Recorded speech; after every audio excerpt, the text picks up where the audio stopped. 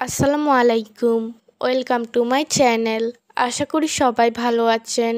আজকে করব কচুরমুখী বা কচুর ছড়া দিয়ে ইলিশ মাছ দিয়ে একটি মজাদার রেসিপি। এই রেসিপিটা কম বেশি সবারই খুব পছন্দ, আমারও খুব পছন্দ, তাই আজকের এই ভিডিওটা আপনাদের সাথে শেয়ার করব। ভিডিওটা ভালো লাগলে অবশ্যই চ্যানেলটা সাবস্ক্রাইব করবেন। তাহলে শুরু করা যাক। এখানে আমি মাছগুলোকে ভালোভাবে ধুয়ে নিয়েছি। এখন আমি এতে পরিমাণ মতো লবণ দিয়ে দিলাম, তার সাথে দিয়ে দিলাম 1 টেবিল চামচ হলুদের গুঁড়ো, তার সাথে দিয়ে দিব অল্প পরিমাণে সরিষার তেল। সরিষার তেলটা দেওয়ার পর এখন আমি হাত দিয়ে ভালোভাবে মেখে নিব। ভালোভাবে মাখতে হবে। ভালোভাবে মেখে নিয়েছি। এখন আমি কিছুক্ষণের জন্য মাছগুলোকে রেস্টে দিয়ে দিব। প্রায় 5 মিনিটের মতো দিলেই হবে।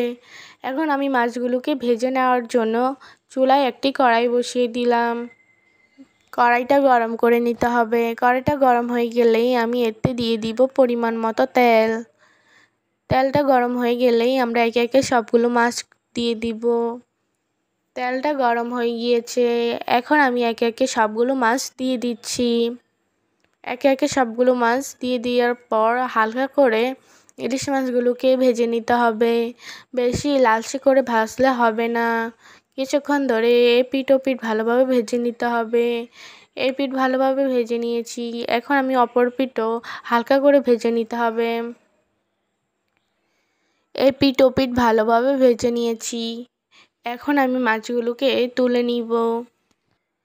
একে একে আমি সবগুলো মাছ তুলে নিয়েছি। এখন আমি তরকারিটা রান্না করার জন্য চুলায় একটি কড়াই বসিয়ে দিলাম। কড়াইটায় গরম হয়ে গেলেই তেল দিয়ে দিব। মাছ ভেজে রাখা বাড়তি তেলটা আমি এখানে দিয়ে দিয়েছি। এতে আমি পরিমাণ মতো তেল দিয়ে দিলাম। তেলটা গরম হয়ে গেলেই আমি এতে দিয়ে দিব ফোড়নে কয়েকটা কালো জিরে। ভালোভাবে ভেজে নিতে হবে। কিছুক্ষণ ধরে আপনারা এভাবে ভেজে নেবেন। ভালোভাবে ভাজা হয়ে গেলেই এতে এখন দিয়ে দিব পেঁয়াজ কুচি। এখানে আমি একটি পেঁয়াজ কেটে নিয়েছি। এখন আমি ভালোভাবে পেঁয়াজ কুচিগুলোকে ভালোভাবে ভেজে নিব। অবশ্যই লালচে করে ভাজতে হবে। ভালোভাবে ভেজে নিব এবং কাঁচা ভাবটাও যেন চলে যায়। এখন আমি এতে দিয়ে দিব রসুন কুচি। আপনারা রসুন বাটাটাও ইউজ করতে পারেন, কিন্তু রসুন কুচিটা দিলে বেশি ভালো হয়। এখন আমি ভালোভাবে ভেজে নিচ্ছি। ভালোভাবে ভেজে নিতে হবে। কিছুক্ষণ ধরে এভাবে ভেজে নিয়েছি।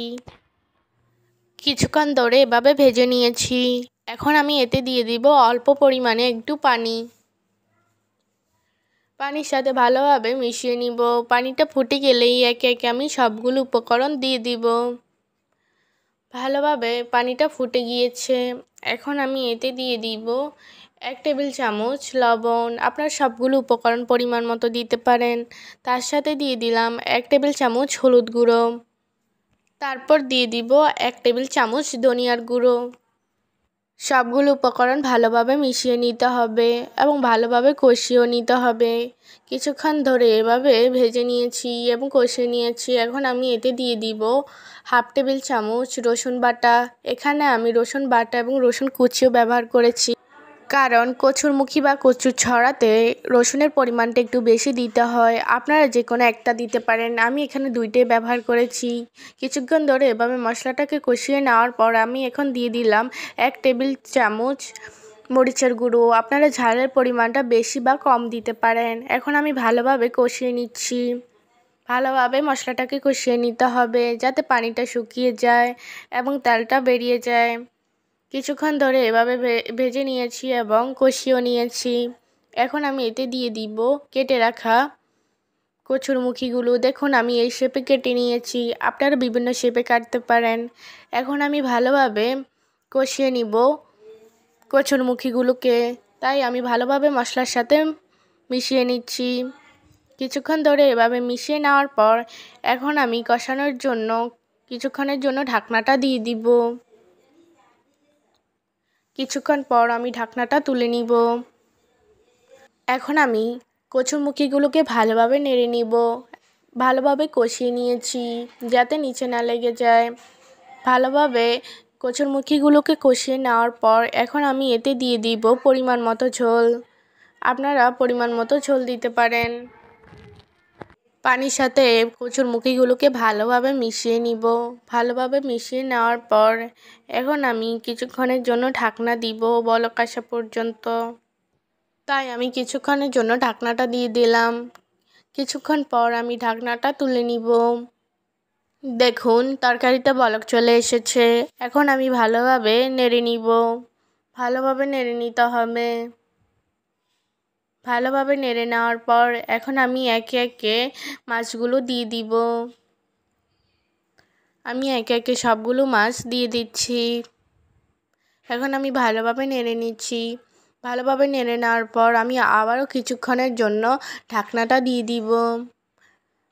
অবশ্যই লো আঁচে রাখবেন আপনারা। কিছুক্ষণ পর আমি আবারও ঢাকনাটা তুলে নিলাম। দেখুন প্রায় পানিটা শুকিয়ে গিয়েছে। অল্প পরিমাণে পানি রয়েছে। এখন আমি আবারও ভালোভাবে নেড়ে নিচ্ছি। এখন আমি এতে দিয়ে দিব কয়েকটা কাঁচামরিচ। এখানে আমি কয়েকটা কাঁচামরিচ কেটে নিয়েছি। আপনারা দিতে পারেন বা নাও দিতে পারেন।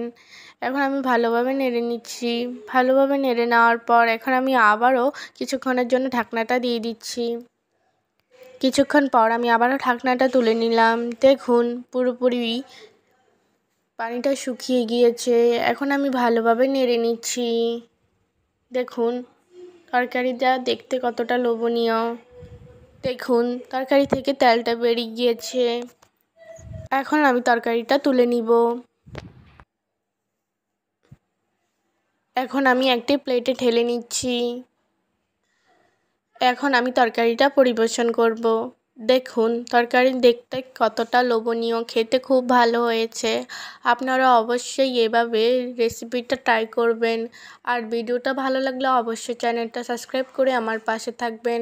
আর কী ধরনের রেসিপি চান অবশ্যই কমেন্ট বক্সে জানাবেন। আর কাদের কাদের কচুরমুখী বা ছড়া খেতে ভালো লাগে অবশ্যই কমেন্ট বক্সে জানাবেন। আল্লাহ হাফেজ।